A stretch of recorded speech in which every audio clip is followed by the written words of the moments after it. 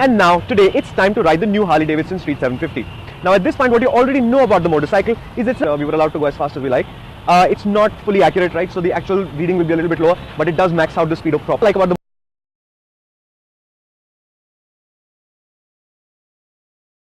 motorcycle is the ride quality. Now typically Harley-Davidsons have this heavy sort of ride quality that more or less causes the roads to disappear. The irregular 42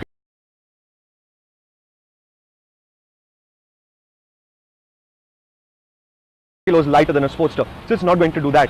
But what it does have is well-tuned suspension, and what that does is I was actually quite surprised by that. The other thing you should remember is this platform is a taller platform. There's a better ground clearance than the usual Harley-Davidson.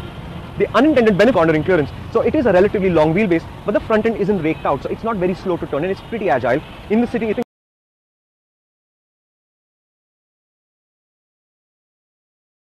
corner where you can actually lay the bike on its side and hold it there for a minute, you realize there's actually a pretty big amount of ground clearance. So decking things may not hard.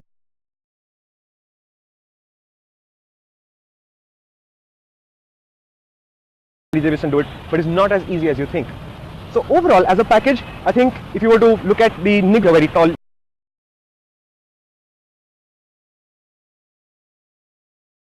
your shoulders cover up most of what's going on behind you. There isn't a day flash switch here, which I miss when you're riding, although like all in switch, so the headlight's actually always on.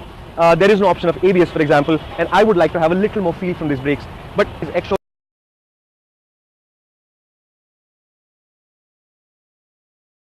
Delhi is actually a pretty phenomenal price for a motorcycle this good. I think Harley-Davidson have got a very good things on their hands now. The decision that remains hasn't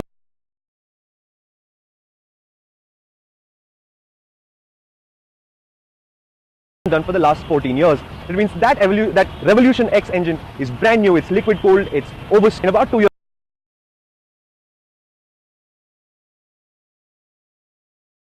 time what the next addition to the Street line will be. But in the meantime, I think Harley-Davidson have a hit on their hands. Chassis is completely new. The tires are MRF. This is of course manufactured in India, so there is a lot of Indian stuff here. So the metal tank, the fenders, it feels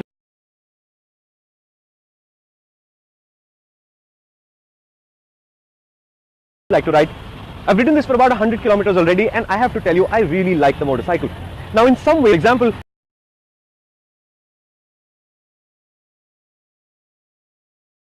the sound is a lot like the V-Rod sound, so it's not as potato as an air-cooled V-twin would be on it. So there's a little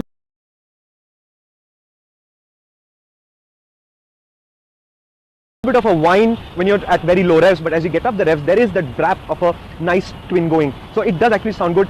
The engine, as I said, is free revving. There is a lot of torque. It's about 65 Nm at 4000, but right from the word go, right from idle, it's a pretty torquey mid RPM.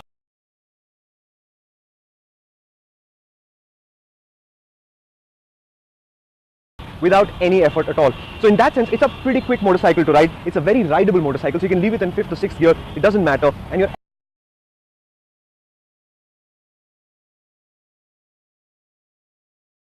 absolutely through it. So that's one of the things you really like about the motorcycle. It's quick and it's rideable both. On the clock we